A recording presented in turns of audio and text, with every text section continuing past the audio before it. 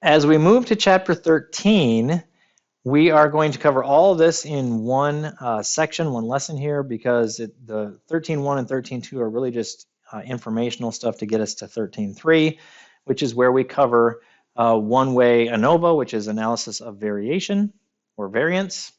So first of all, the F distribution and the one-way ANOVA, that's what chapter 13 is about. Analysis of variance. The ANOVA is an inferential method used to test the equality of 3 or more population means. So if you remember, we did a test in the chi-square test of homogeneity, and we were comparing population means there as well. So this is going to have some similarities to that one. We want to note in the ANOVA, the null hypothesis is always that the means of the different populations are equal. So we always want to remember that. And again, that makes sense because our null hypothesis is always basically that something is not changing. There's no change, everything's equal, whatever. The alternative hypothesis is always that at least one of the population means is going to be different from the others. So that's always going to be your null hypothesis and your alternative hypothesis. The requirements to perform a one-way analysis of variance. First of all, there must be k simple random samples, one from each of k populations, or a randomized experiment with k treatments. And so you'd have you'd have the sample from each of those k treatments. Second, the k number of samples. The k samples are independent of each other. That is, the subjects in one group cannot be related in any way to the subjects in another group. And then populations need to be normally distributed. Also, the populations must have the same variance. That is, each treatment group has the population variance sigma squared. And that will be, there's some, we're not saying that they have to be exactly equal, but they have to be close enough so that we can apply this test. And finally, the factor is a categorical variable, and then the response is a numerical variable. Section 13, the F distribution and the F ratio. So we've talked about several different types of distributions. We started off with uniform distribution, then we went to normal distribution, and then we got the normal distribution with continuous variables. Then we got the standard normal, and then the T distribution, and then last unit, we did the chi-squared, or actually last chapter, we did the chi-squared distribution.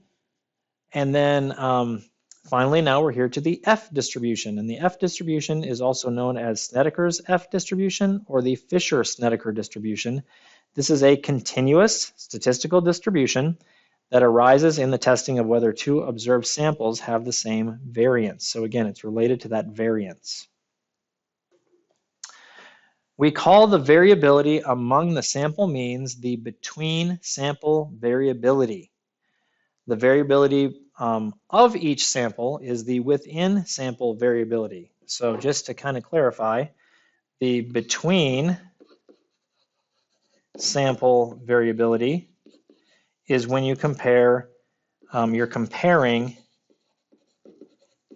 the means to each other. The within sample variability, let me fix that up. Sample variability. That is if you're looking at one sample and comparing the individual, comparing the values within that sample. So if you have a sample of 5, you're comparing those values to each other. But when we look at the between sample, we're comparing each of those k number of individual sample means with each other. So if the between sample variability is large relative to the within sample variability, we have evidence to suggest that the samples come from populations with different means. And so that's what this test does. It compares those things. Once again, we can look at the formula for the analysis of variance, this F statistic. And it's given by this ratio. F sub 0 is the between sample variability divided by the within sample variability, which means that that is also equal to the mean square due to the treatment divided by the mean square due to error. And then this is the notation they use, MS between and MS within.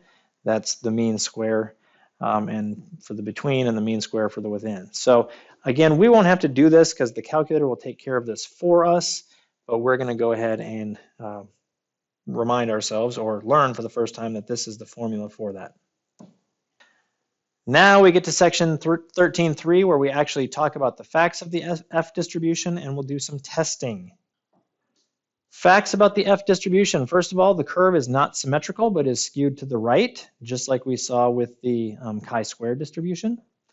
Second, there is a different curve for each set of degrees of freedom. We had that and we observed that was true also with the t distribution and the chi-square distribution. Number 3, the F statistic is greater than or equal to 0 always. So that again is similar to the chi-square distribution. So it's not surprising that our test for homogeneity would kind of be similar to, in the chi-square, would be similar to this test comparing the means in the F distribution. Number 4, as the degrees of freedom for the numerator and for the denominator get larger, the curve becomes approximately normal. And again, we saw that with the chi-square distribution as well, and even with the t distribution a little bit. Number 5, there are other uses for the F distribution, including comparing two variances and the two-way analysis of variance. We are not going to be doing those things. We will be sticking with our just one-way analysis of variance, and that is the ANOVA, and we'll be sticking with that in this class. So verifying the requirements of equal population variance, the one-way ANOVA procedures may be used if the largest sample standard deviation is no more than twice the smallest sample standard deviation. So notice here we are comparing standard deviations when we look at this. And if the smallest one is not, basically the biggest one can't be more than twice as much as the smallest one. That's what this is saying. So we're going to compare that as we go through here. The calculator steps for doing the ANOVA function. First, enter the raw data into L1, L2, L3, and so on for however many samples that we have to plug in data for. Then, number 2, press Stat, and then go over and highlight Tests, and we'll go all the way down to ANOVA, which is the very last option, and at least on my calculator, I think it was H. And then number 3, enter the list names into the ANOVA function, separated by commas, and press Enter. So we'll see what that looks like. But when we type this in, it actually puts that there with the parentheses. Then we're going to put all of our lists, and we'll close the parentheses at the end. Example 13.1, as part of an experiment to see the way different types of soil cover would affect slicing tomato production, Marist College students grew tomato plants under different soil cover conditions. Groups of these 3 plants each had one of the following treatments: bare soil, a commercial ground cover, black plastic, straw, or compost. So those are our 5 groupings for those samples, and in each group we have 3 plants. All the plants grew under the same conditions and were the same variety. Students recorded the weight in grams of the tomatoes produced by each of the 15 plants, 3 in each group and 5 groups. Verify that the requirements in order to perform a one-way ANOVA are satisfied. So what we're going to do first is we're going to go ahead and enter all this data into our calculators. So why is it not turning on? There we go. We're going to go to Stat and Edit, and I've got stuff in this list from the previous lesson, so I'm going to get rid of that. All right, so these lists are pretty short. We've got 2625, 2997, 4915 for the first group. We go over to list 2, 5348, 5682, 5482 for the second group. We go over to the third group, 6583, 8560, and 3830. Then we go over to the fourth group, 7285, 6897, 9230.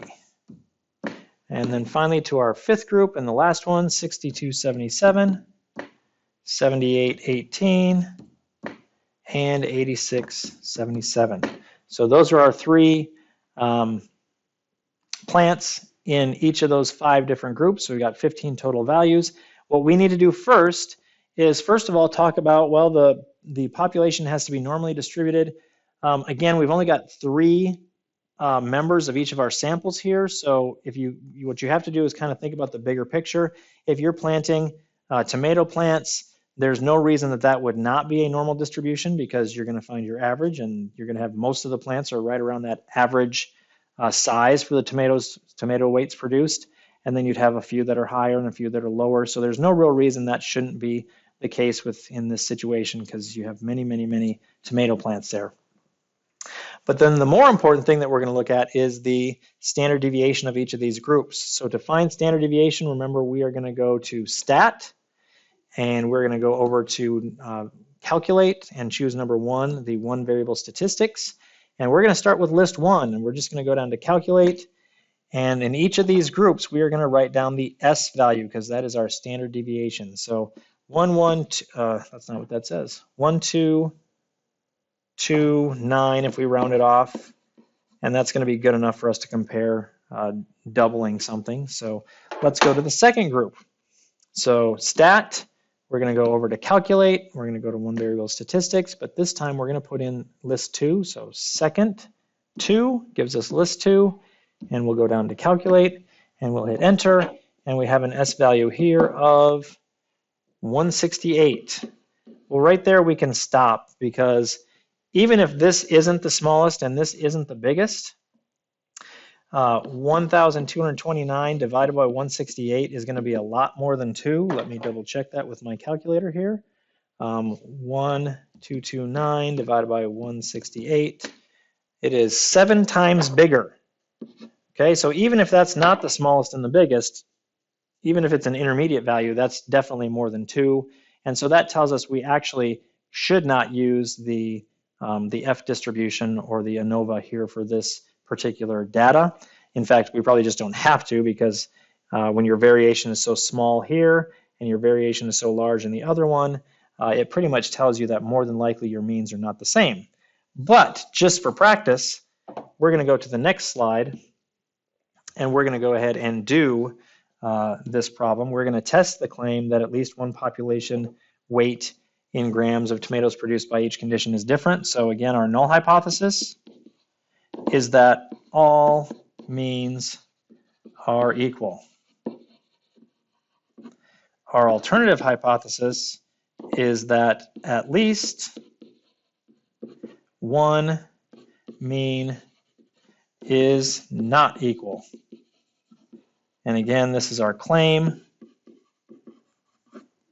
So let's take a look at that. We've already got the data entered in. So we just have to go to Stat, over to Tests, and down, or you could actually go up, but down to the very last option, which is the ANOVA.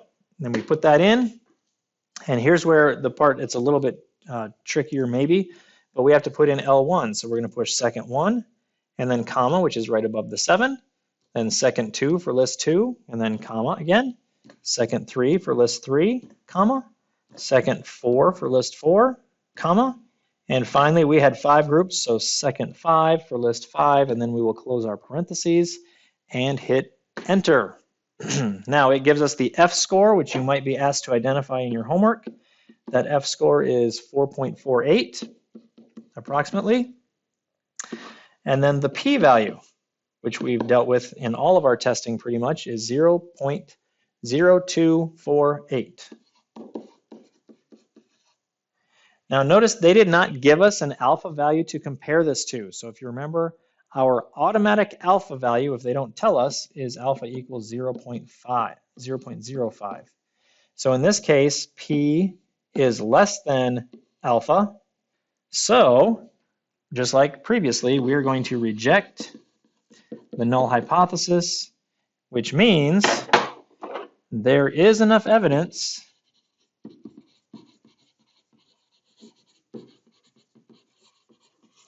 to support the claim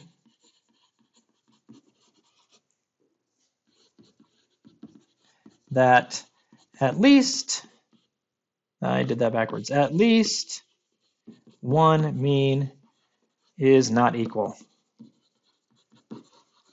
to the others, or one mean is different. I guess that'd be probably a more proper English way of saying it. But that is our result here for that first example. But the process is the same. We still get P. We compare P to alpha, and that helps us determine our conclusion.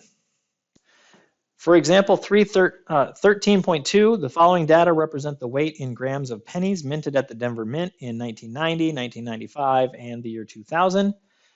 First, we're going to verify that the requirements in order to perform a one-way ANOVA are satisfied. And at the alpha equals 0.01 level of significance, test the claim that at least one of the mean weights is different from the others. So we're going to go back and we're going to do the same thing. We're going to go to stat and edit, and we've got to enter in our values. So I'm going to clear off L5. I'm also going to clear off L4 and L3 and L2 and L1. I'm just going to start typing over. So we're going to put the 1990 in L1, so that'd be 2.5, 2.5 again, 2.49, 2.53, 2.46, 2.5, 2.47, 2.53, 2.51, 2.49, and 2.48.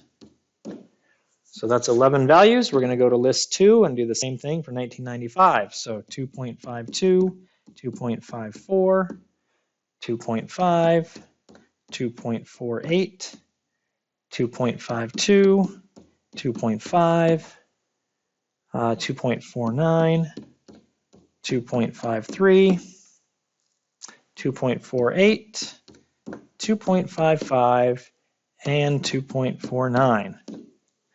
And that's 11 values there. We're going to go over to list 3 and do the year 2000. So 2.5, 2.48, 2.49, 2.5, 2.48, 2.52.